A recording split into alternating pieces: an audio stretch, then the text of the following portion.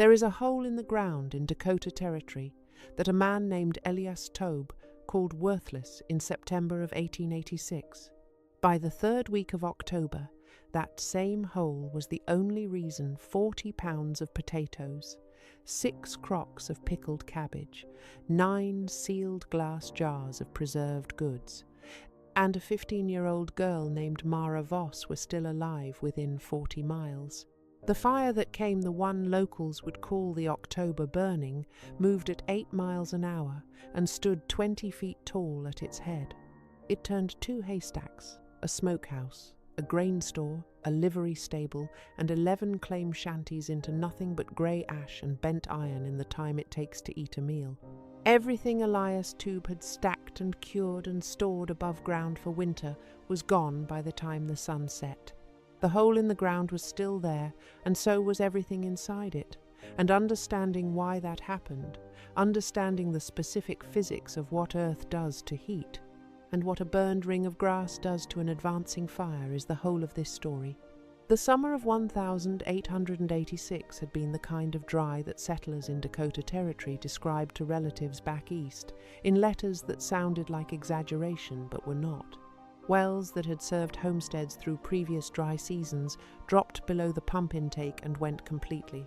The mixed grass prairie bluegrass, grama, Indian grass, buffalo grass stood dead and cured by August, and it had the colour of old wheat straw and the moisture content to match, between 3 and 8% by dry weight. That number needs context. Kyline-dried lumber, the standard used by carpenters and woodworkers as the driest wood available for construction, runs between 6 and 8% moisture. The grass standing on the Dakota Plains in August of 1886 was drier than kiln-dried lumber. A pinched handful would powder. A lit match held to a single stem would catch in under 2 seconds.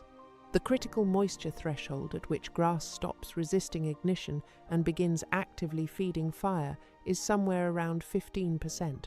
By August, the Dakota grass was less than half that. The rains that were supposed to come in September did not come. The rains that were supposed to come in early October did not come either.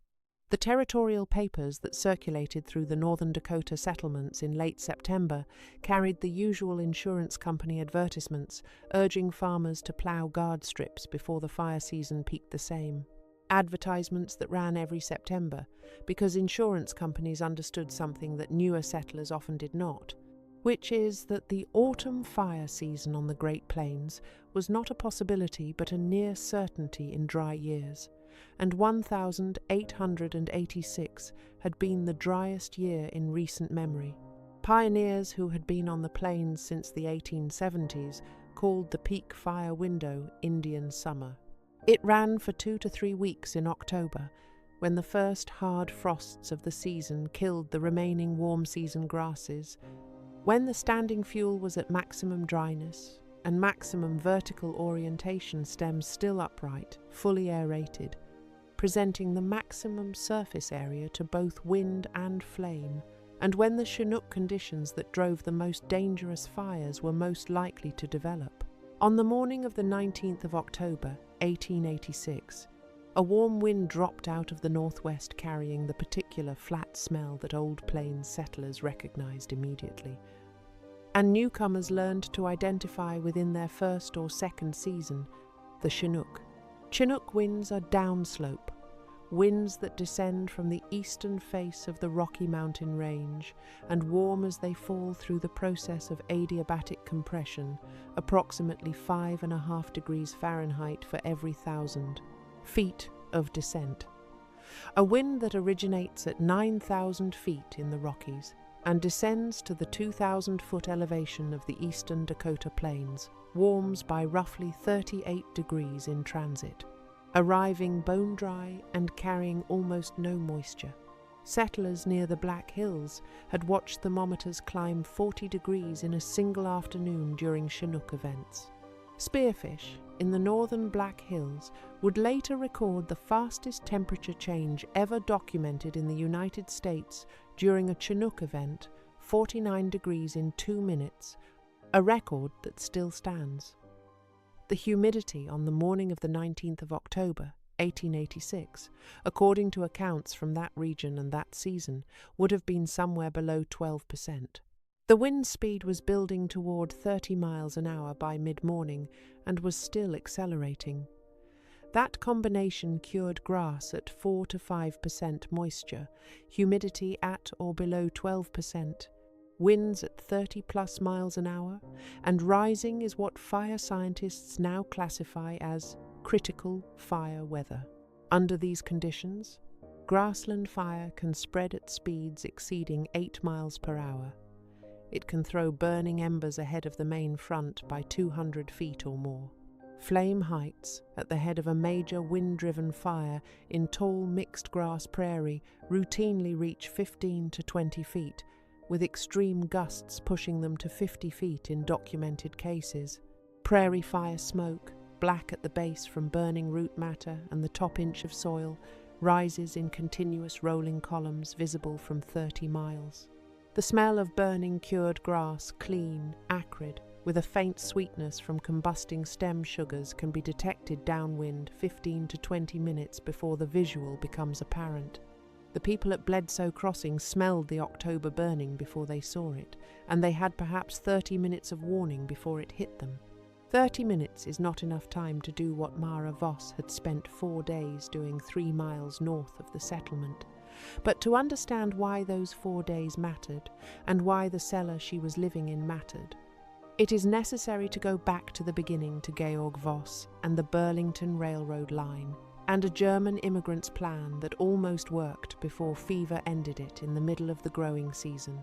Georg Voss had arrived in Dakota Territory in the spring of 1885, riding one of the Burlington Northern passenger cars that deposited several hundred settlers per week at various territorial stations during the height of the Great Dakota Boom.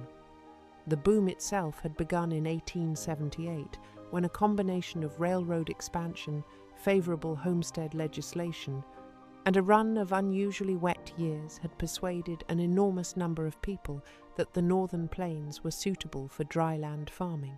Between 1878 and 1886, more than 100,000 people flooded into northern Dakota Territory alone, swelling the territorial population from roughly 80,000 to 325,000 in less than a decade. Georg was one of the later arrivals, which meant the best land near established towns was already claimed, and he would need to go farther north into the less settled areas to find open acreage. He was not troubled by this. He was a skilled carpenter, had been a Finnish carpenter in Hamburg, where he had spent the years before, emigrating working on the interior fittings of commercial buildings, and he understood construction in ways that most of the farmers arriving from Illinois and Ohio and Iowa did not. He had come not because he intended to be a farmer, but because he intended to build things for the people who were farming, and to claim his own piece of ground in the process. He earned enough in 3 seasons of carpentry work in and around Sioux Falls to file his Homestead Act claim on 160 acres in the spring of 1886. The Homestead Act required a filing fee of $14 to $18, construction of a dwelling at minimum 10 feet by 12 feet, cultivation of at least 10 acres, and continuous residency for 5 years before the claimant received final patent legal title to the land. Georg filed in April. He had $22 left after the fee, and he built his claim shanty in 2 days from rough-cut lumber he purchased at the nearest rail depot. A single room, 10 by 12 feet, board and batten construction with a tar paper roof, a single window on the south wall, and a cast-iron stove that he bought used from a man at the depot for $3.50. It was not comfortable. It was defensible in the legal sense, which is what mattered. Mara had made the crossing from Hamburg with her father when she was 7 years old, 4 years after her mother died aboard a North German Lloyd steamship during an Atlantic crossing. She had no clear memory of Germany, and only the vaguest memory of her mother, a hand, a particular smell, the sound of a specific song. What she had clearly was her father. Methodical, quiet, precise in his work, the kind of man who measured twice and cut once not as a habit, but as a deeply held position about how things should be done. He had taught her, over the years in Sioux Falls, how to drive a nail without splitting the wood, how to read a level, how to identify the grain of a board and work with it rather than against it. He had also taught her to observe before acting, to walk the problem before touching it, because the walk always revealed something the first look missed. Jogue died of typhoid fever on the 14th of July, 1886. He was 41 years old. He had been sick for 11 days. There was no doctor within 40 miles of their claim, and the fever that took him in the third week of July was the same fever that had moved through several of the northern Dakota settlements that summer, carried in contaminated water supplies during a period when new wells were being dug faster than anyone could test them. He was buried on the rise above the creek that would later become the most important feature of his daughter's survival. Mara had no brothers. She had no aunts or uncles in America. Her mother's family was in Hamburg, and she had not been in contact with them in 8 years. She was 15 years old, in possession of a 160-acre homestead claim that she had no legal standing to prove up on, with a 3-month-old sod and timber claim shanty, a used cast-iron stove, 1 cow, a kitchen garden, and approximately 40 acres of broken ground that her father had cultivated before the fever took him. Under the Homestead Act of 1862, the minimum age to file a claim as an independent claimant was 21. A woman who was not the head of a household could not file at all. Mara was 15 and not the head of a household in any legal sense. She was under the laws of Dakota Territory in 1886, essentially a ward with no guardian and no legal advocate. This is the condition that Elias Tubb identified and moved against within 3 weeks of Georg Voss's burial. Tubb had come to Bledsoe Crossing in 1879, 7 years before the events of this story, when the settlement was even smaller and rougher than it would become. He had started with a canvas tent trading operation, basic goods sold at frontier markups to the men working nearby placer claims, and had gradually expanded into a more permanent supply business as the mining operations gave way to homesteading. By 1886, he was the most economically established person in Bledsoe Crossing. He owned the only frame structure in the settlement, a 2-room building with a wooden floor and a shingled roof that served as both his dwelling and his supply store. He had 60 pounds of cured pork in a smokehouse he had built behind the store, 8 bushels of stored grain in a granary, and more than 2 tons of cut hay stacked near the livery stable he had an interest in. He was also, by 1886, running out of room to expand his grazing operation without access to the creek drainage that Georg Voss's 160 acres controlled. The creek drainage was the key. In a territory where surface water was scarce, and getting scarcer in the ongoing drought, control of a creek drainage meant control of year-round water access for cattle. Tubb had been eyeing that 160 acres since before Georg Voss filed on it. When Georg died in July, Tubb saw the path clear. He understood land law well enough to know that a 15-year-old girl with no legal advocate had approximately 0 ability to prevent a contest of the claim at the land office. She could not file. She could not prove up. After 6 months of abandonment, the claim reverted to public domain. After that, anyone could file on it. He gave her until late summer to decide to leave on her own, and when she did not leave on her own, he organized the vote. The vote was held on the 4th of September 1886. It was conducted as a community assembly outside the canvas supply tent, the same informal governance structure that mining camps across the West had used since the California gold rush, when men in claim camps created extra-legal assemblies to settle disputes and enforce community standards.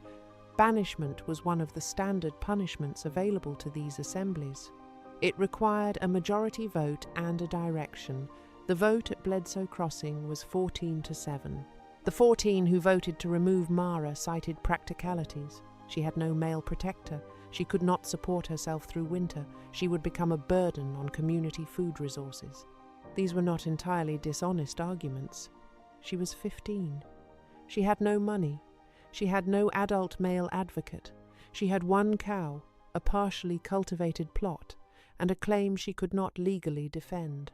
The 7 who voted against removal saw the same facts and reached a different conclusion, but in a community of 60 people where Tube controlled the supply of basic goods, their 7 votes were not sufficient.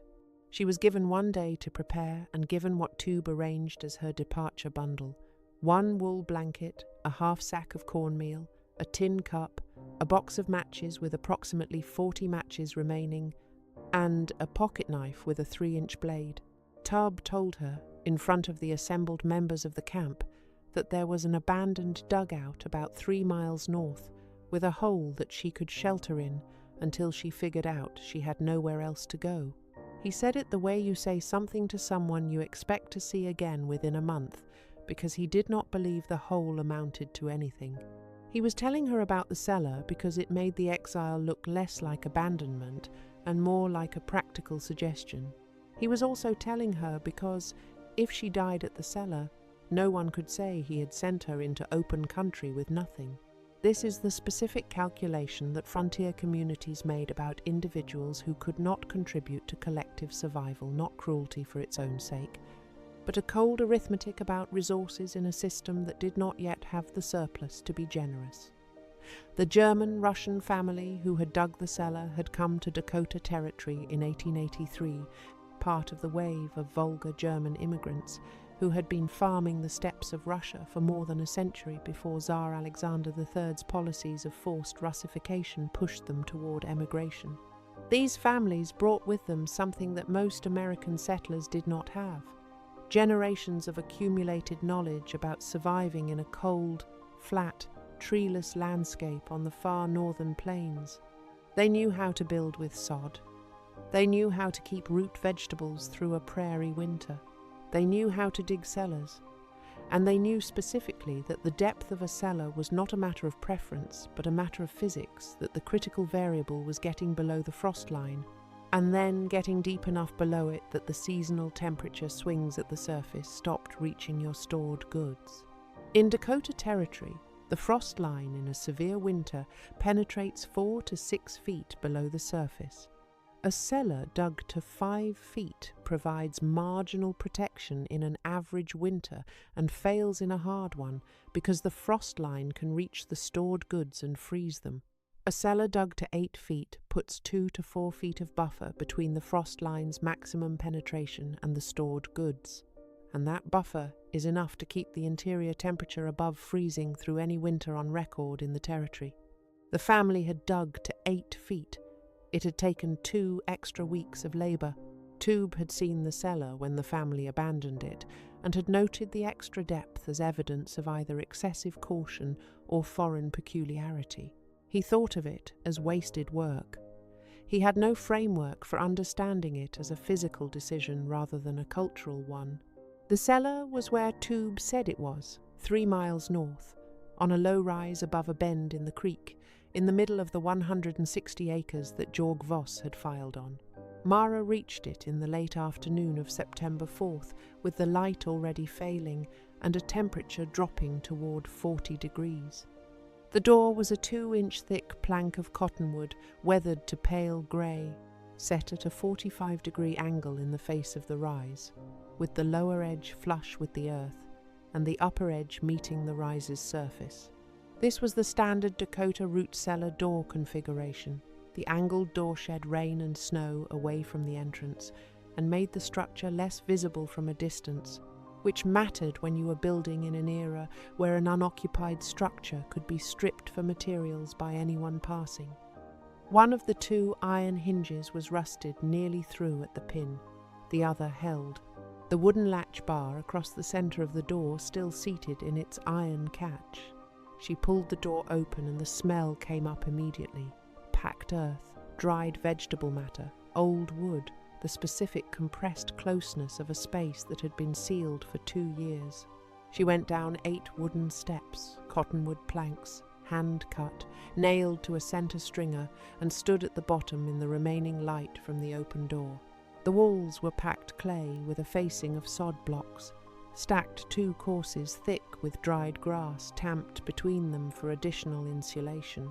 The ceiling was a series of cottonwood poles from the creek laid side by side across the top of the walls and covered above with an 18-inch layer of packed earth. She could see the seams between the poles where the earth above had settled and dried and begun to crack, but the ceiling was structurally sound. Against the north wall there were 3 hand-built wooden shelves made of rough-cut cottonwood boards nailed to upright poles. On the shelves, 2 large stoneware crocks, both approximately 14 inches tall, with fitted lids sealed with wax, both still intact. 8 glass canning jars in a row, several with original wax paper and metal band seals that appeared unbroken. A coil of manila rope. A wooden box about 18 inches long and 10 inches wide, filled with 3 inches of sand, the type of box used to pack root vegetables for winter storage. The sand had the impression of cylindrical shapes in it, the outline of carrots that had been there and were gone. On the floor beside the shelves, a hand shovel with a cracked ash handle repaired at the break with several wraps of galvanized wire. The kind of repair that was common when replacement handles cost money that wasn't available. A burlap sack folded against the base of the shelves, which she picked up and found to be not empty. 6 pounds of dried beans at the bottom, the top of the sack chewed through by mice, but the beans below the damage line intact and dry. The stoneware crocks held pickled cabbage. She would later come to think of this as the first genuine piece of luck in a sequence that was mostly made of observation and labour. She opened one crock and sniffed carefully, touching the brine with one finger. The smell was correct, the acidity was right, the cabbage below the brine was firm. She ate a small handful, standing at the shelf. It was good. Pickled vegetables in proper brine are among the most stable preserved foods in the traditional repertoire. The lactic acid environment created by fermentation prevents the growth of harmful bacteria as long as the vegetables remain. Submerged in brine and the temperature stays above freezing, a properly sealed crock of pickled cabbage will keep for 6 to 12 months under good conditions. These crocks had been sealed for approximately 2 years and were still edible. She spent the first 2 days at the cellar doing an inventory of what she had and beginning the repairs that would make the cellar functional as a long-term dwelling rather than an emergency shelter. The rusted hinge she repaired with a bent nail driven through the old pinhole and 2 strips of leather cut from her belt and wrapped around the pin to reduce friction and prevent further rust contact. The cracks in the ceiling between the cottonwood poles she packed with the dried grass she pulled from the wall courses, tamping it with her fingers until the gaps were filled. She found that the cellar's single ventilation pipe, a 4-inch diameter wooden tube driven up through the earth of the ceiling at the northwest corner, had been partially blocked by a bird's nest built from the outside. She cleared it with a stick. Ventilation in a root cellar matters for 2 reasons. It prevents the buildup of carbon dioxide from respiring stored vegetables, and it allows the natural humidity of the stored goods to circulate rather than condensing on the walls and ceiling and promoting rot. The German-Russian family had understood both problems. The ventilation pipe was positioned at the northwest corner, the upwind side, so that prevailing west and north winds would draw air through the entrance gap at the bottom of the door and out through the pipe, creating a slow, natural airflow across the stored goods. She left the pipe clear and the lower edge of the cellar door slightly ajar at night to maintain that circulation. The inventory she assembled by the end of the 2nd day was the cornmeal from her bundle, perhaps 6 or 7 pounds, in the half sack, the 6 pounds of dried beans from the burlap sack, 2 large crocks of pickled cabbage, each holding roughly 12 pounds of preserved vegetable, 8 glass canning jars of unknown contents with seals apparently intact.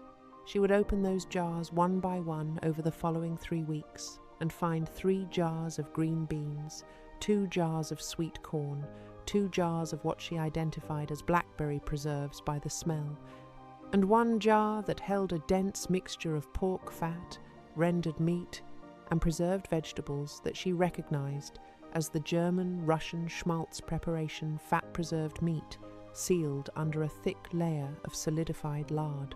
That jar would prove to be one of the most valuable single items in the cellar. Animal fat has roughly twice the caloric density of carbohydrates, and in a situation where the primary challenge was maintaining enough body heat to function through the night, fat calories were worth considerably more than an equivalent weight of beans or grain. Beyond the food already in the cellar, she had a larger resource available that she understood from having watched her father work the land, the homestead plot itself. The German-Russian family had cultivated a kitchen garden on the south-facing slope of the rise, where the furrow lines were still visible in the cracked earth parallel ridges about 2 feet apart, running east-west across a roughly quarter-acre plot. In the second week of September, she dug that garden with the repaired shovel, working row by row across the entire plot. She found 14 pounds of potatoes that had sprouted and grown from the previous year's unharvested tubers, still sitting in the ground at the proper depth and undamaged by the summer heat because the south-facing slope shed rain well and the soil stayed workable. 2 dozen mature turnips that had gone somewhat woody from a full season in the ground but were still edible. A cluster of 4 large parsnips near the old fence post at the east end of the garden. All of it went underground. She worked the creek for additional stores through September, pulling cattail roots from the shallows at the bend where the water slowed and deposited silt and the cattails grew thick. Cattail root, the rhizome, not the seed head, is one of the most nutritionally complete wild foods available on the northern plains. It can be eaten raw, boiled like a potato, or dried and ground into a flour with a starch content comparable to wheat. She dried a portion on the cottonwood pole ceiling of the cellar, hung on loops of the manila rope, and ground another portion into flour using 2 flat stones she found at the creek bank. She gathered rose hips along the creek, the small red-orange fruits of the wild rose that stay on the canes through hard frost and into winter, containing roughly 20 times the vitamin C per gram of a fresh orange. She dried them in handfuls on the rope lines in the cellar. Wild onion bulbs grew in the short grass near the creek bank in dense clusters, and she dug 5 pounds of them and packed them into the sandbox. She dug several pounds of prairie turnip root, the large starchy taproot of a legume that had been a primary food source for plains tribes for thousands of years, using her pocket knife to cut the stems and the shovel to lever the roots from the clay. She set rabbit snares from the old fencing wire she found coiled beneath the shelves, using the basic figure-4 trigger that she had seen set near her father's claim and had watched catch rabbits twice before. She placed 5 snares in the grass along the creek bank on the morning of September the 8th, and by the morning of September the 9th had caught 1 cottontail rabbit, which she processed completely, using the meat for food, the sinew for lashing, and the pelt for additional insulation in the cellar.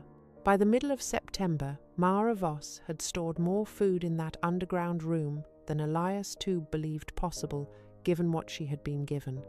She was not comfortable. The nights were dropping below 40 degrees by the second week of September, and the cellar was damp in the way that underground spaces are always damp, not wet, but with a heaviness in the air that settled into clothing and stayed there. She had the wool blanket from her bundle and the body heat she generated herself, and she built a small clay-lined fire pit in the center of the floor, a shallow depression about 18 inches across, lined with creek stones fitted together to hold heat, where she burned dried buffalo chips she gathered from the surrounding grassland.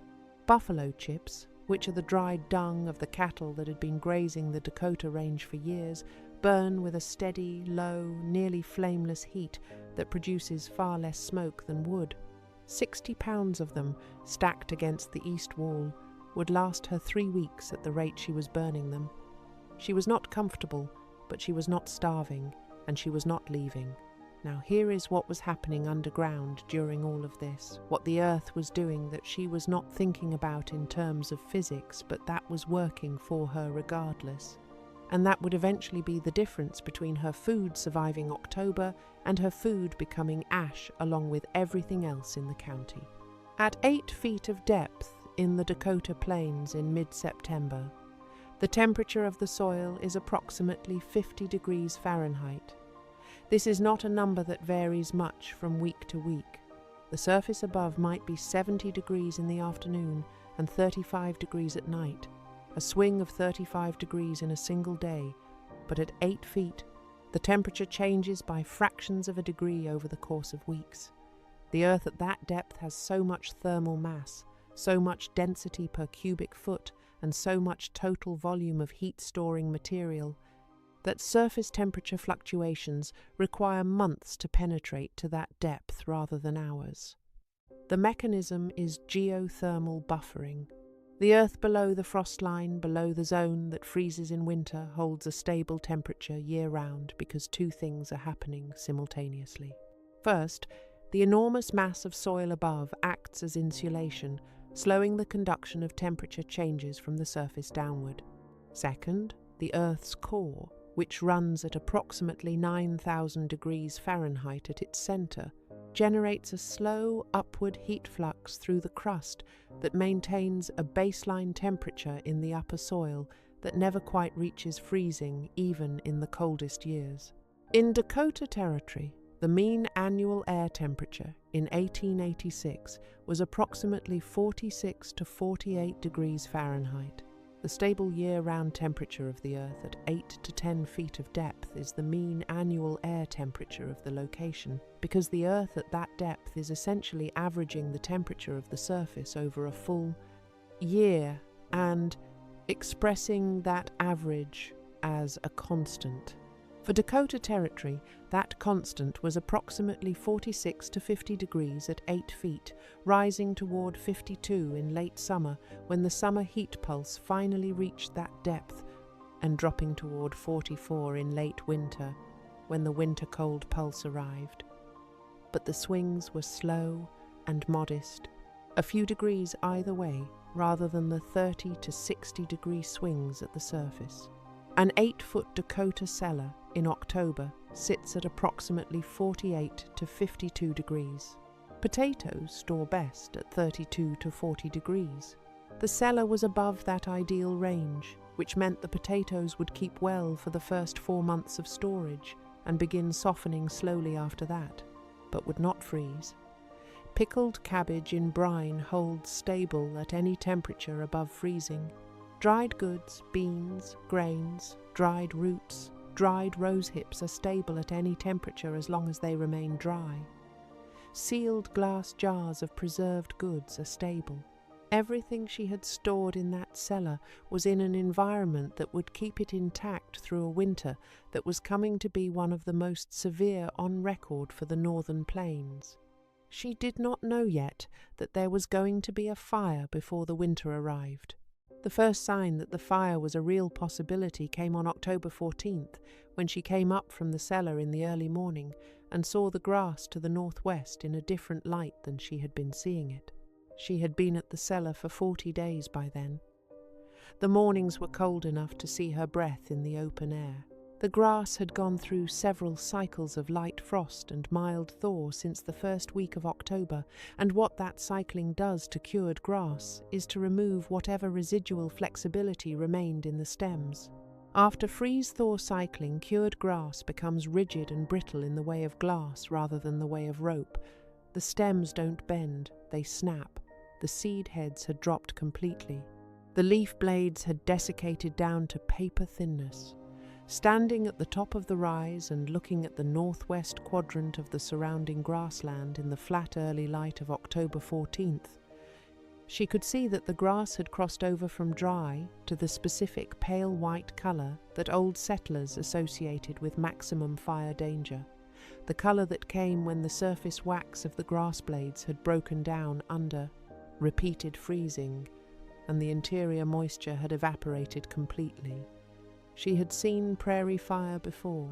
In the summer of 1885, Georg had driven her in the wagon to the edge of a burned section about 12 miles southwest of their claim, where a fire had run through in late April and the burned zone extended to the horizon. He had walked her to the ash line, where the black ground of the burned section met the pale grass of the unburned prairie in a clean straight edge. He had crouched at that edge and shown her, on one side, a standing stem of grass, dry and pale. On the other side, a 6-inch stub in bare black earth with the root system still intact underground. He had said, "Fire cannot cross bare earth.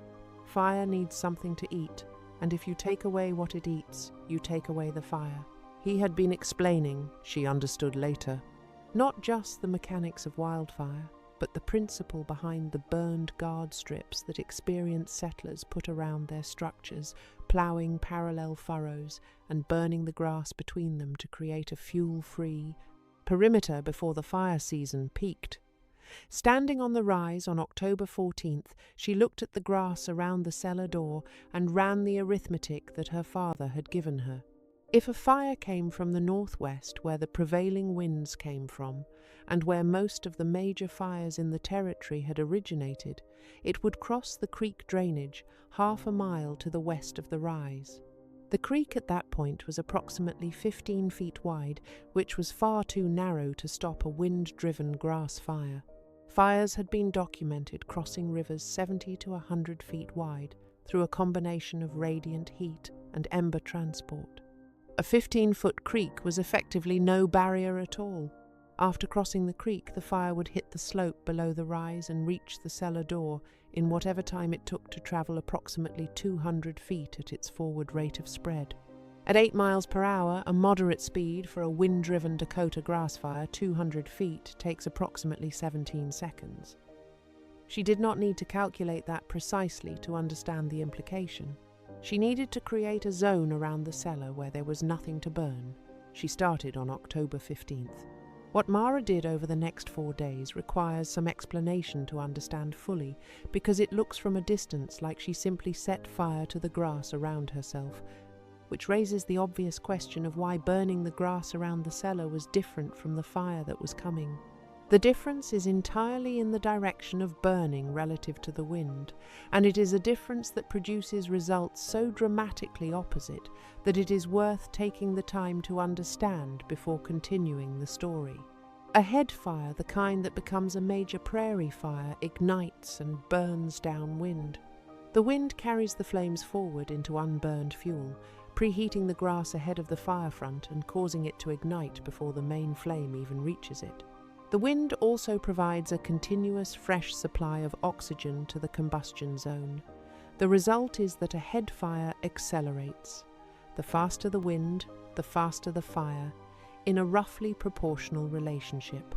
At 25 miles per hour of wind, a head fire in fully cured mixed grass prairie moves at approximately 5 miles per hour. At 35 miles per hour, it moves at 7. At 50 miles per hour, which was achievable in a strong Chinook event on the Dakota Plains, it moves at 10 miles per hour or faster. A backfire burns in the opposite direction. You light it on the downwind side of your position and let it burn back toward the wind source against the wind, back into the oncoming air.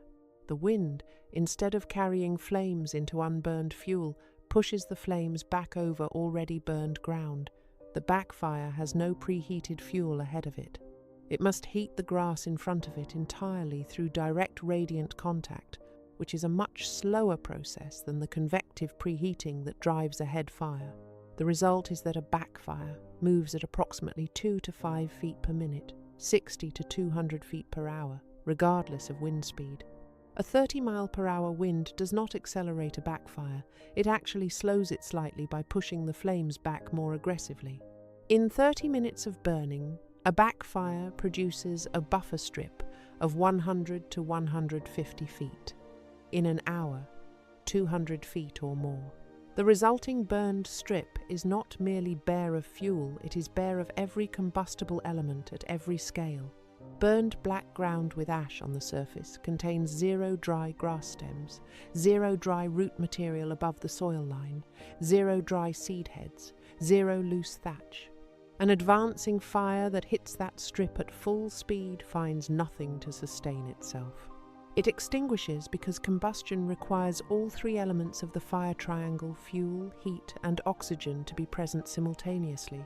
Remove the fuel completely, and there is no fire, regardless of how much heat or oxygen is present. She began at the creek bank to the west of the Cellar rise, which gave her a natural anchor point, bare mud and sand, with no combustible material from which to ignite the backfire without risk of it spreading in the wrong direction. She struck a match on the afternoon of October 15th and held it to the dry grass at the creek bank's edge. The grass caught immediately. She watched the flame spread slowly backward into the northwest wind, moving at 2 to 3 feet per minute, producing a low flame height of 1 to 2 feet and a thin column of smoke that drifted away to the southeast. She worked the inner edge of the fire with a bundle of wet creek grass, a standard settler's fire-beating tool, heavy enough to smother small flames without leaving anything combustible behind, and let the outer edge burn freely into the unburned prairie to the northwest. In 4 hours, she had a burned strip running northeast from the creek bank for approximately 300 feet, averaging 40 to 60 feet wide. The work was exhausting in the specific way that sustained physical labor in cold air exhausts. Her arms ached from swinging the beating bundle, her eyes burned from smoke. Her fingers were stiff from gripping the wet grass in temperatures that had dropped to 45 degrees by the time she finished in the early dark. She went underground and slept. On October 16th, she rose before dawn and extended the burned strip north along the west side of the rise, working 4 hours until she connected with a dry wash, a shallow, grass-free drainage channel that ran northeast from the base of the rise, which gave her a second natural anchor point. On October 17th, she worked from the dry wash east along the north side, completing 3 sides of a rough, burned rectangle around the rise. The 4th side, to the east, she left with less extensive burning, because the eastern slope of the rise dropped steeply to a low field where a buried seep maintained enough moisture to keep the grass shorter, less dry, and considerably less flammable than the upland grass. That east side was not fireproof, but it was substantially less dangerous than the other 3. By the evening of October 17th, the root cellar sat inside a burned perimeter that averaged 80 to 100 feet wide on its 3 exposed sides.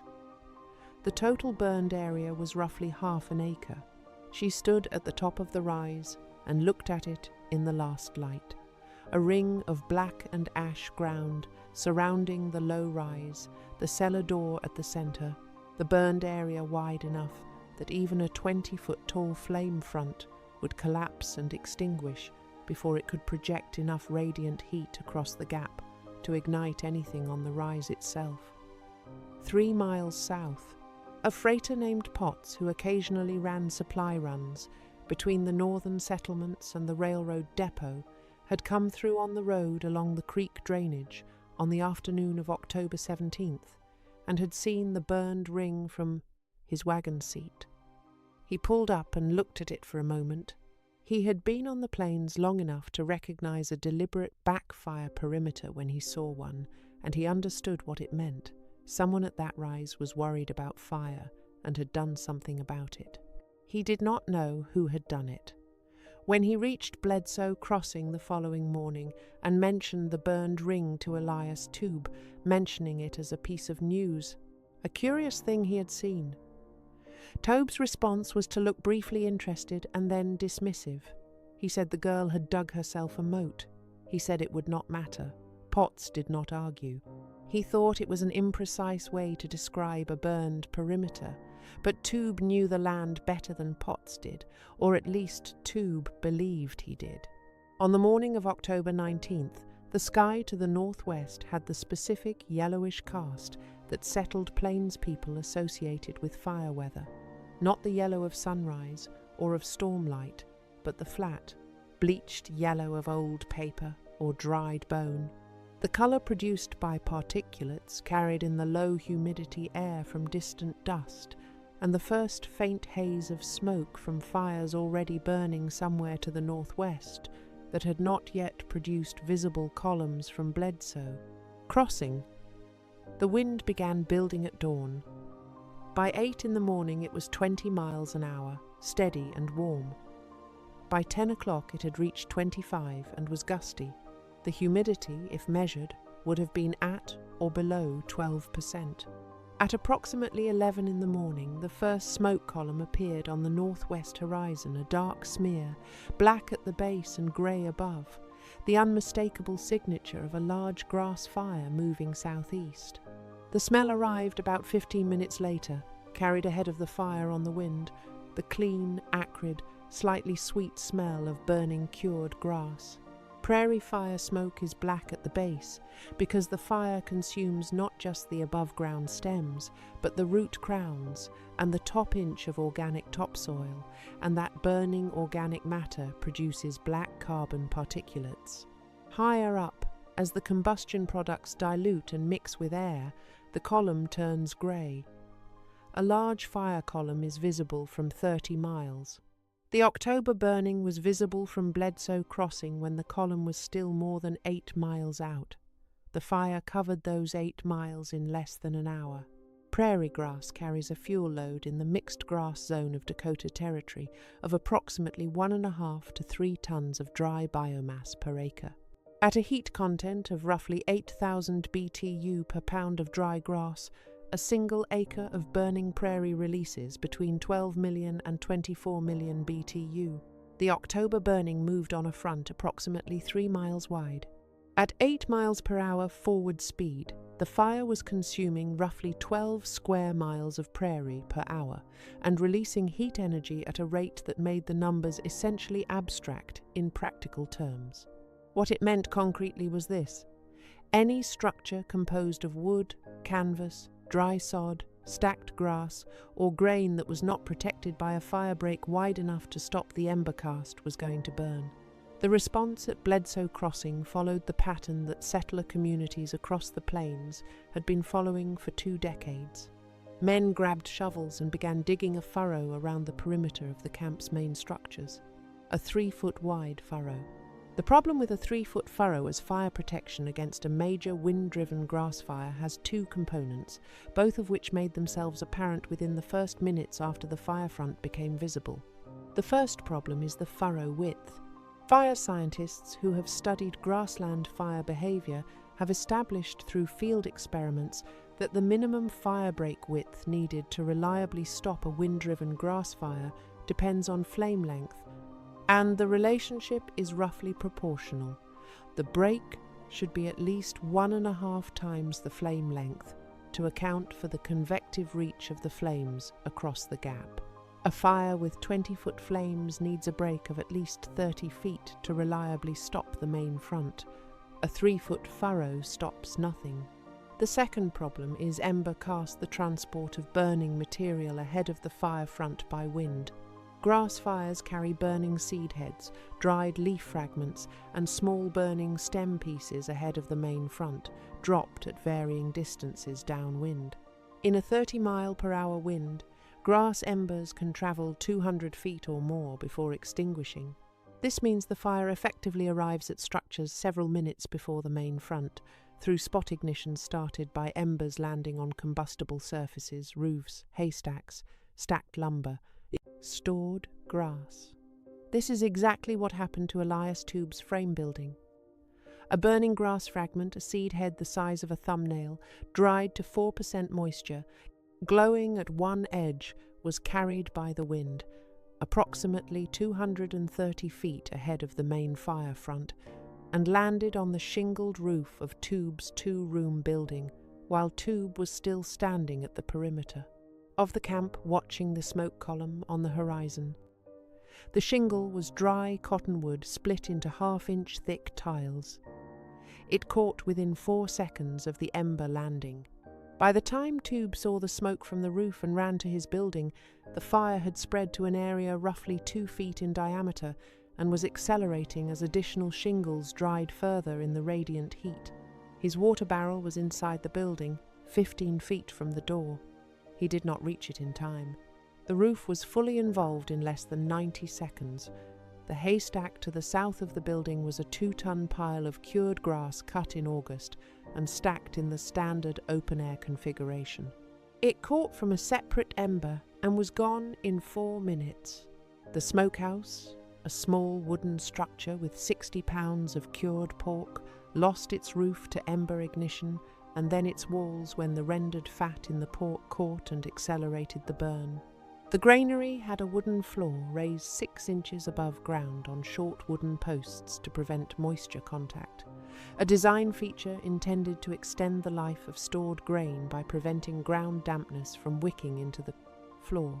The 6-inch gap under the floor gave the fire a draft channel that accelerated the burn from below, and the granary was gone faster than the smokehouse. By the time the main fire front hit Bledsoe Crossing, arriving with a wall of flame 15 to 20 feet tall, a continuous roar audible from a quarter mile, and radiant heat palpable. At 200 yards, the camp had already lost its 3 primary above-ground food stores to ember ignition. The main front passed through the settlement in approximately 12 minutes. 11 of the camp's 23 structures were destroyed. 3 miles north, at the low rise above the creek, the October burning arrived at the burned perimeter at approximately 2 in the afternoon. The fire hit the black ground on the west side of the perimeter first. The wall of flame 20 feet tall, moving at 8 miles an hour, reached the edge of the burned zone, and the flame front collapsed. Not slowed, collapsed. The fire had been sustaining itself on the continuous fuel of the prairie grass, consuming ahead of it at the rate the wind allowed, and when it hit a zone where there was no fuel, where every combustible stem and root crown had been consumed 10 days earlier by Mara's backfire, it had nothing to continue into. The flames at the leading edge fell to the ground and went out. The fire did not stop gradually the way a river slows before a dam. It stopped abruptly, the way a river stops at the edge of a table. On the flanks, where the perimeter was somewhat narrower, and where the fire's approach was angled rather than direct, a small number of burning embers carried past the burned edge and landed in unburned grass to the east of the perimeter. Mara had anticipated this. She had spent the previous 2 days planning for exactly this scenario and had prepared a wet blanket soaked in creek water and wrung to damp rather than dripping, folded across the top of the cellar door where she could reach it quickly. She had also filled her tin cup with water and kept it inside the cellar door, ready to dip the blanket again if it dried. When the fire's flanks began passing to the east and north, she moved around the perimeter with the wet blanket, watching for spot fires started by embers that had jumped the burn zone. She found 3 of them in the 20 minutes it took for the fire's flanks to pass. The first 2 she extinguished quickly, small catches in short grass that had barely established themselves. The third had caught in a patch of tall, densely matted grass on the northeast edge of the perimeter and had been burning for perhaps 2 minutes before she reached it. She beat it for 4 minutes before it was completely out, working in smoke thick enough to sting her eyes, the wet blanket making a sound like a flag in a wind when she swung it. Then the main front cleared north. The ground immediately around the cellar was untouched. The cellar door was untouched. The cottonwood pole roof, under its 18 inches of packed earth, was untouched, because none of it had been exposed to anything except radiant heat from a fire front 80 feet away for less than 20 minutes, and the packed earth of the rise itself had absorbed and dissipated that heat without transmitting it to anything below. She stood at the top of the rise and looked south. The smoke was still rising from the direction of Bledsoe Crossing, a thick column of black and grey, moving southeast ahead of the fire, continuous and heavy, the kind of column that meant multiple structures rather than just grass. She understood what she was seeing. The food underground had not been touched by any of it. Underground food storage and surface fire are not in competition with each other in the way that above-ground food storage and surface fire are in competition. They occupy completely different physical zones. A surface grass fire operates entirely within the fuel zone, the zone from the soil surface to the top of the fuel, which is the height of the standing grass, typically 2 to 4 feet. It deposits heat at the surface. Below the surface, in the mineral soil, the physics of heat conduction dictate that heat moves slowly. Soil thermal conductivity ranges from approximately 0.14 watts per meter Kelvin for dry, loose soil to approximately 0.5 watts per meter Kelvin for packed, moist soil. A fast-moving grass fire passes any given point in 15 to 30 seconds of active flaming. In 30 seconds of a 600 degrees Celsius surface temperature, heat penetrates approximately 10 to 15 millimeters less than 3/4 of an inch into dry soil. At 5 inches of depth, no grass fire produces a measurable temperature change. At 8 feet, the fire's heat signature does not exist at all. The 48 pounds of potatoes in the cellar were exactly as she had left them when she came up that morning. The 2 crocks of pickled cabbage were exactly as she had left them. The 8 sealed glass jars, 3 green beans, 2 corn, 2 blackberry preserves, 1 schmaltz were exactly as she had left them. The dried beans, the dried rose hips, the wild onion bulbs in the sandbox, the dried cattail flower in the sealed tin, the dried prairie turnip, the coil of rope, all of it was undamaged. The first people from Bledsoe Crossing arrived at the rise above the creek the morning after the fire, October 20th. She heard them coming before she saw them. The burned ground surrounding the cellar was completely silent, no grass to rustle, no insects, no movement of any kind, just the faint tick of cooling ash-covered soil and the distant sound of wind over bare ground. She came up the cellar steps and stood at the top in the early light, and there were 9 of them standing at the edge of the burned perimeter. Potts, the freighter, who had seen the burned ring from his wagon 3 days earlier, 2 of the 7 people who had voted against her exile in September, and 3 families, 6 adults and 2 children who had lost all of their above-ground food stores to the fire. They stood at the edge of the black ground and looked at her. Potts said they had heard she had stores down. She confirmed it. The families who had lost their supplies made trips north over the following 2 days.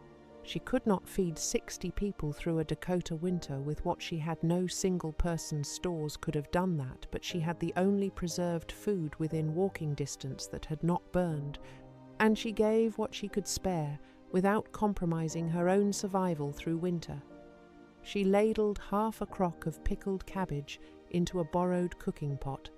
She divided the dried beans into 3 portions, keeping 1 and giving 2 away. She shared most of the dried cattail flour. She kept the potatoes, the turnips, and the sealed jars as her core reserve, along with enough of the dried goods to carry herself through January, when the worst of the winter cold would trap her underground for stretches of several days at a time, and foraging or hunting would be impossible. The boy whose family had come from the settlement, his name was Ferdinand and he was 7 years old, ate 3 spoonfuls of pickled cabbage that his mother ladled from the pot, standing at the edge of the burned perimeter in the grey October morning light. He looked at Mara with the expression that very young children have when something has exceeded their understanding of how the world works. And Mara would describe that expression when she talked about this day to her own grandchildren 40 years later, because it was the moment she understood that what she had built and filled and protected was not just her own survival, but a thing that had edges extending outward beyond herself. Elias Toub arrived at the rise on October 22nd, 3 days after the fire. He came alone and on foot, which already said something about the condition of his circumstances.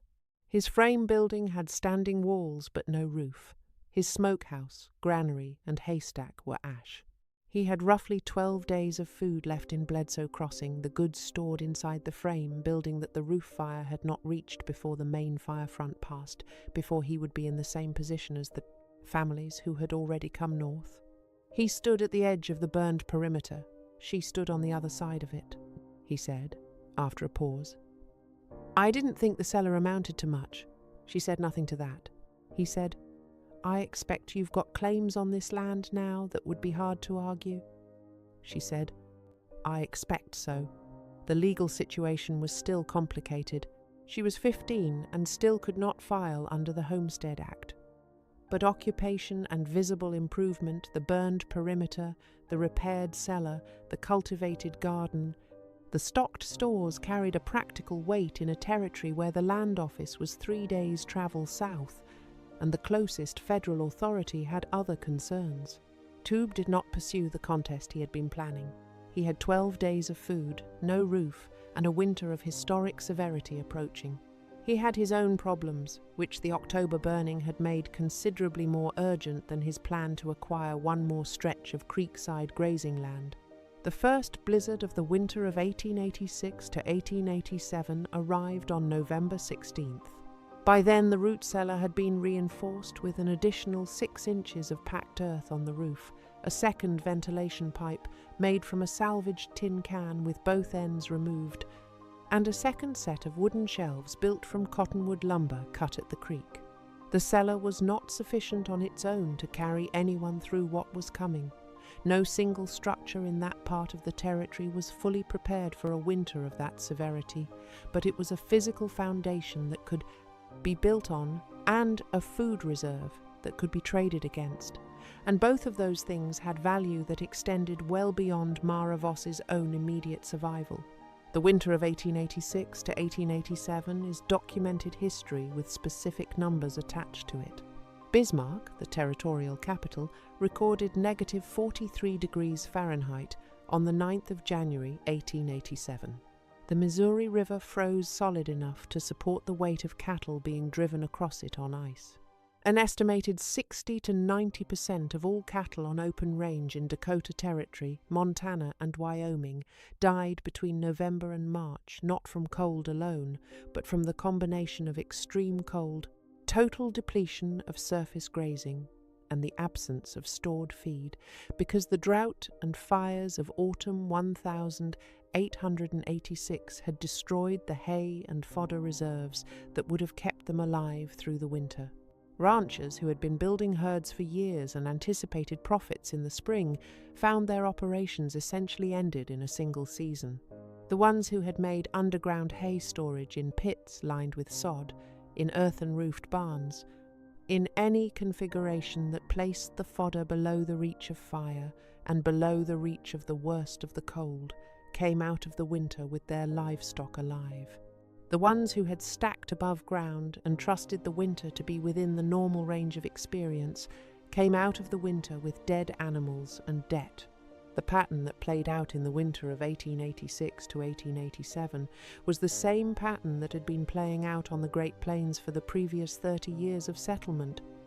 When a catastrophe arrived, fire, blizzard, extreme cold, extreme heat, drought, the things that survived it were the things that were underground, and the things that did not survive were the things that were above ground in the path of the catastrophe. This was not an accident or a coincidence. It was physics applied consistently across the same conditions. The physics behind the root cellar's food preservation are worth laying out in full now that the story has shown them in action, because they are applicable in ways that extend far beyond Dakota Territory in 1886. The Earth maintains a stable temperature below the frost line through the principle of thermal mass, the physical property of dense materials to absorb and release heat slowly. Dense materials require a large amount of energy to change their temperature by 1 degree. Water requires about 1 BTU of energy per pound to raise its temperature by 1 degree Fahrenheit. Steel requires about 0.1 British thermal units. Dry soil requires about 0.2 British thermal units per pound. The earth in a Dakota root cellar at 8 feet of depth contains, per square foot of plan area, approximately 1,000 pounds of soil in a 10-foot column above the food storage level. To change the temperature of that 1,000 pounds of soil by 10 degrees requires 200 BTU of energy transfer through that column. The amount of heat a grass fire deposits at the surface in 30 seconds of active flaming is substantial. Surface temperatures reach 300 to 600 degrees Celsius during a grass fire, but it is deposited into a thin layer of surface material and does not have sufficient time to conduct downward through the overlying soil column before the fire front has moved on. By the time the fire passes and the surface temperature begins returning to ambient, the heat pulse has penetrated only a fraction of an inch into the mineral soil. The food at 8 feet below was never in danger. The same principle operates in reverse for winter cold. The surface might reach negative 40 degrees Fahrenheit in January, but the heat that has been stored in the soil mass since summer is conducted downward from the surface over months, not hours. And in January, the soil at 8 feet is still expressing the warmth that entered it the previous August. It has not yet received the full cold signal from the surface, because the cold signal has to conduct through that same 1,000-pound soil column at that same slow rate. The stored temperature, approximately 45 to 48 degrees in January at 8 feet for Dakota Territory latitudes, is what the soil was in August, plus or minus the small seasonal adjustment, arriving months late. This lag between surface temperature change and underground temperature change is what makes deep earth storage work. It is also what makes it reliable. The deeper the storage, the longer the lag, and the longer the lag, the more stable the temperature inside the cellar. At 10 feet of depth in Dakota Territory, the seasonal swing in cellar temperature over a full year is approximately 3 to 5 degrees, compared to a seasonal swing of 80 to 100 degrees at the surface. The German-Russian families who brought this knowledge to Dakota Territory had inherited it from communities that had been farming the Russian steppe for 5 to 10 generations. The Mennonites in the Molochna colony, the Lutherans in the Norka colony on the Volga, these communities had developed a detailed, practical understanding of underground food storage over more than a century of living in a landscape with similar climate characteristics to Dakota Territory: cold winters, hot summers, periodic drought, fire risk. When they arrived in Dakota, they did not need to learn through trial and error that a 6-foot cellar failed in hard winters. They knew it already. They dug to 8 or 10 feet, and the cellars worked as expected. This knowledge did not transfer automatically to the American-born settlers who made up the majority of the homesteading population in the territory, because those settlers came primarily from regions of the eastern United States, where milder winters and greater timber availability had made above-ground food storage the practical standard for generations. A settler from Ohio or Illinois had grown up watching smoked meat hung in a smokehouse and vegetables stored in a half-buried stone structure with a wood roof, and those methods worked in Ohio and Illinois because the fire seasons there were less severe and the cold was less extreme. On the Dakota Plains, those same methods failed.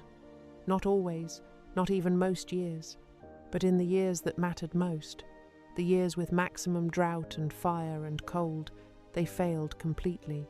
The knowledge gap was the core vulnerability, and the knowledge gap is also why the cellar that Toob called worthless was worth everything on the 20th of October 1886, because it had been built by people who already knew, who brought the knowledge of how deep to dig from a country where the same lesson had already been learned the hard way by someone else's grandmother 200 years earlier. Mara Voss proved up on the land with the help of 2 witnesses, 2 of the 7 who had voted against her exile when she turned 21 in 1892. She filed her final proof at the land office in April of that year and received her patent on the 160 acres in August. She had lived on the claim for 6 years before the patent arrived, which was 2 years longer than the Homestead Act required, and she had cultivated substantially more than the required 10 acres. She dug a second cellar in 1889, 12 feet deep and stone-lined at the base, with a ventilation system she copied from a German-Russian neighbour's cellar 10 miles east. 2 pipes rather than 1. The intake pipe positioned at floor level on the north wall and the exhaust pipe at ceiling level on the south wall, creating a cross-flow that kept the stored goods dry and prevented the buildup of carbon dioxide that could otherwise accumulate from respiring vegetables and become a hazard. She raised cattle through the 1890s. She sold hay to the remounted cavalry and beef to the territorial supply contracts. She hired 2 men in 1895 to help with the breaking of the remaining unploughed acreage, and she kept the books herself in a ledger that survived. The original cellar, the German-Russian cellar at 8 feet with the cottonwood pole ceiling and the sod block walls, burned in the winter of 1901 when a lantern fell inside and caught the rope on the ceiling. The cellar structure itself, the earth walls, the packed earth roof, the clay-lined floor survived the lantern fire. Only the door and the interior woodwork burned.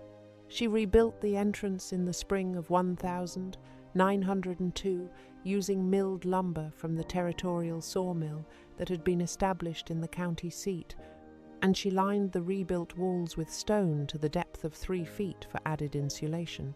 Elias Taube left Bledsoe Crossing in the spring of 1887. He went to Minnesota and did not come back.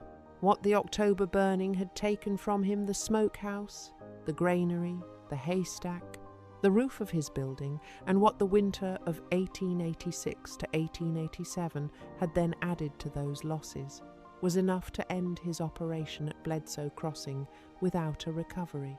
The creek drainage he had wanted for grazing passed, in the end, to Mara Voss. The principle at the centre of this story, that a wide burned perimeter stops fire, and that deep earth storage preserves food through any surface event, was not new in 1886, and is not obscure today.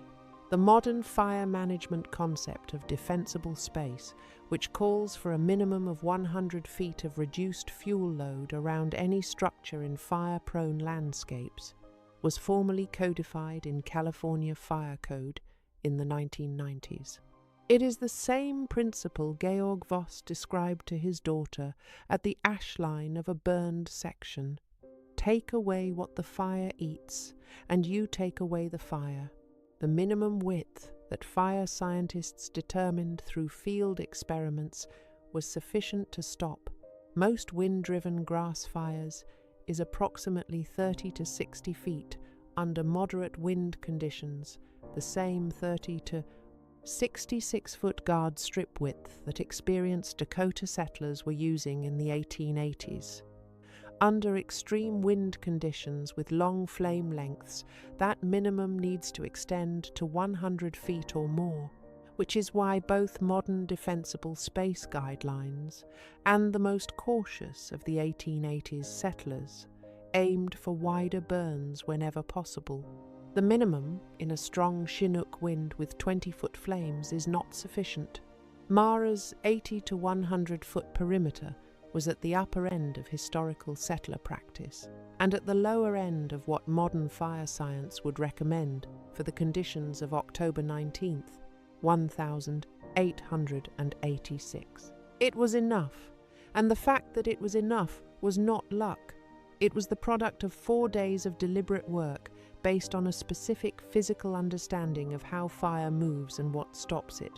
The underground temperature stability that kept her food intact through the fire and through the winter that followed is in active use today in every passive house project that incorporates earth-bermed construction, in every root cellar built by small-scale food producers who want storage that doesn't depend on electric refrigeration, and in the design of underground data centers and wine cellars and seed banks that rely on the same geothermal buffering principle that kept those 48 pounds of potatoes at 50 degrees on the night of October 19th, 1886.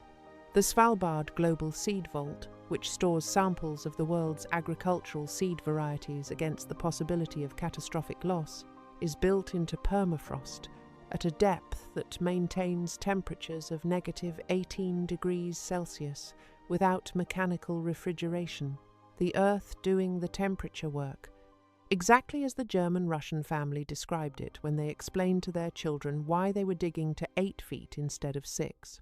The Lakota people, who had been living in Dakota Territory for generations before the settlers arrived, dug cache pits for food storage, averaging 4 to 5 feet deep, sufficient to keep food above freezing through most winters, though not as stable as the 8-foot depth the German-Russian families used. The Mandan and Hidatsa peoples of the Missouri River region dug food storage pits up to 7 feet deep in the earthen floors of their earth lodges, and archaeological evidence suggests they had been doing so for at least 500 years before any European arrived to observe it. The principle is old enough that it predates agriculture, it predates writing, it predates any formal articulation of physics. It is simply what happens when you put food in the ground. The earth keeps it at the temperature of the earth, which is neither the temperature of summer nor the temperature of winter, but something in between that neither destroys it with heat nor kills it with cold. The hole in the ground that Elias Tubb called worthless in September of 1886 was the most valuable piece of infrastructure within 40 miles of Bledsoe Crossing on the morning of the 20th of October, 1886. It was built before Mara Voss arrived. It was built by a family who brought the knowledge of how to build it from a country where the same knowledge had been necessary for survival for 200 years. Mara Voss arrived with 4 days of labour and a box of matches and the understanding her father had given her at an ash line on a burned Dakota section in the summer of 1885, and she put those 4 days of labour around a structure that was already doing something extraordinary, sitting at 50 degrees in a landscape that was about to be consumed by fire, and she made it survivable.